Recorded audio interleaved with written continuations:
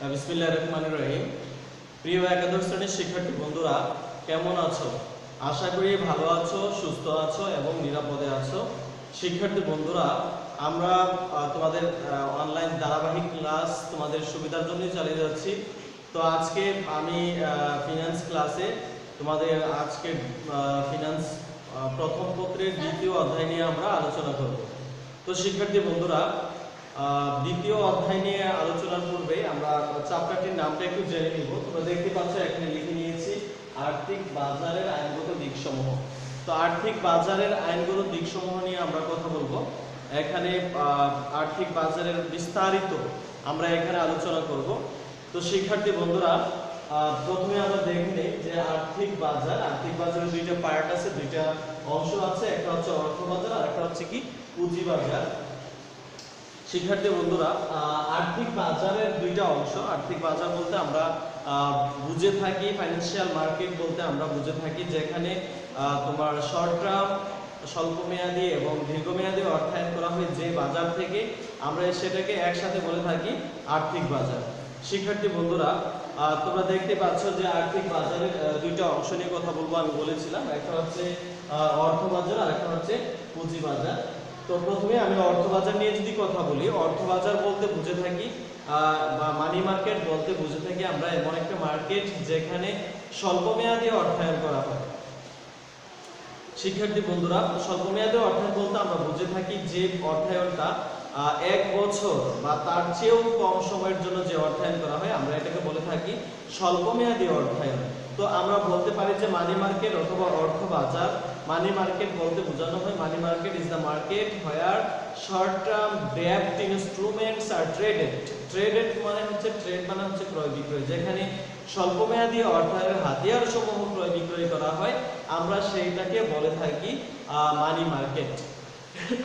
শিক্ষার্থী বন্ধুরা, এই মানি মার্কেটটা কিন্তু এই যে অর্থ বাজার, এটা কিন্তু কোনো অর্গানাইজ বা এটা কিন্তু কেন্দ্রীভূত কোনো বাজার নয়। আমি এখানে লিখে দিয়েছি এটা কোনো কেন্দ্রীভূত কোনো বাজার নয়, এটা এমন কোনো প্লেস নয়। এটা বিভিন্ন প্রতিষ্ঠান সমূহ তাদের স্বল্পমেয়াদী অর্থায়নের জন্য এরা বিভিন্ন ধরনের হাতিয়ার কি করে থাকে, বিক্রি করে থাকে স্বল্পমেয়াদের জন্য। সেটা হতে পারে 3 মাস মেয়াদী, হতে পারে 6 মাস মেয়াদী, কিন্তু 1 বছর চেয়ে কম সময়ের জন্য করা হবে।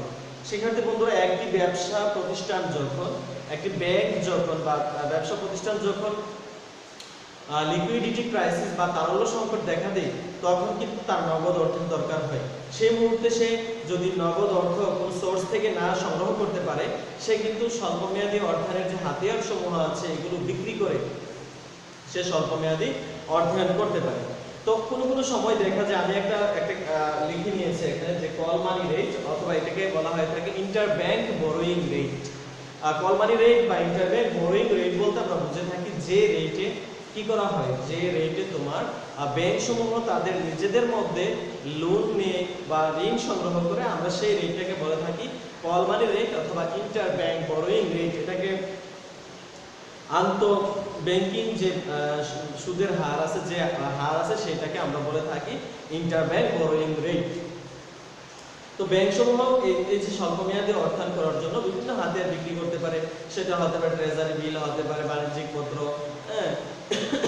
হতে পারে তোমার পুনরায় ক্রয়ের চুক্তি, এরকম বিভিন্ন ধরনের ইনস্ট্রুমেন্টস। আমরা পরের ক্লাসে এগুলো নিয়ে বিস্তারিত কথা বলবো। তো আজকে আমরা বেসিক জিনিসটা জানলাম যে মানি মার্কেট বলতে বোঝানো হয় যেখানে 1 বছর বা তার চেয়ে কম সময়ের জন্য অর্থায়ন করা হয়, আমরা সেই অর্থায়নকে বলে থাকি তোমার অর্থ বাজার বা অর্থ বাজার বা মানি মার্কেট।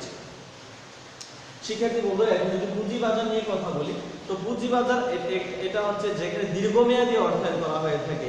তাহলে পুঁজি বাজার বলতে আমরা বুঝে থাকি যে বাজারে 1 বছর বা তার চেয়েও দীর্ঘ সময়ের জন্য অর্থায়ন করা হয়, আমরা সেটাকে বলে থাকি পুঁজি বাজার বা লং টার্ম ফাইন্যান্সিং বলতে পারি আমরা।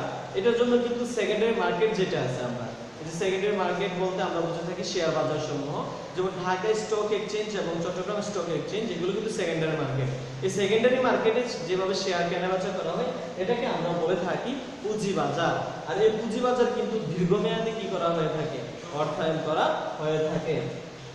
তো শিক্ষার্থী বন্ধুরা এই ছিল পুঁজিবাজার সম্বন্ধে। তাহলে আমরা অর্থবাজার এবং পুঁজিবাজারের একটু পার্থক্য যদি বলি, যে অর্থবাজার বলতে বোঝানো হয় যেখানে স্বল্পমেয়াদী অর্থায়ন করা হয়, আর পুঁজিবাজার বলতে বোঝানো হয় বা মূলধন বাজার বা শেয়ার মার্কেট বা সেকেন্ডারি মার্কেট বলতে যে বোঝানো হয় যে বাজারে 1 বছর বা তার চেয়ে দীর্ঘ সময়ের জন্য অর্থায়ন করা হয় তাকে আমরা বলে থাকি পুঁজিবাজার। শিক্ষার্থী বন্ধুরা এখানে যে স্বল্পমেয়াদী অর্থায়ন যেটা অর্থবাজার যেটা, এখানে সেকেন্ডারি মার্কেটের কোনো প্রশ্নই আসে না। এটা আসলে স্বল্প সময়ের জন্য করা হয়ে থাকে এবং স্বল্প সময় পরে আবার কি করা হয়ে থাকে, এই যে ঋণ থাকে সেটাকে পরিশোধ করা হয়। এবং দীর্ঘমেয়াদী অর্থায়ন যেটা সেটা দীর্ঘ সময়ের জন্য করা হয়ে থাকে। তো শিক্ষার্থী বন্ধুরা এই ছিল আজকের এই ক্লাসটা, যে অর্থবাজার এবং পুঁজিবাজার। তাহলে আজকে আমরা শিখলাম প্রথম হচ্ছে ফাইন্যান্সিয়াল মার্কেট বা আর্থিক বাজার, তারপরে বললাম মানি মার্কেট বা অর্থবাজার, তারপরে বললাম পুঁজিবাজার। শিক্ষার্থী বন্ধুরা এই ক্লাসটি তোমাদের বইয়ে খালিকুজ্জামান বইয়ে স্পষ্ট করে সুন্দর করে বিস্তারিত লিখে দেওয়া আছে, সেখানে আমরা একটু দেখে নিবা তোমরা, তাহলে ইনশাল্লাহ ভালো বুঝতে পারবো।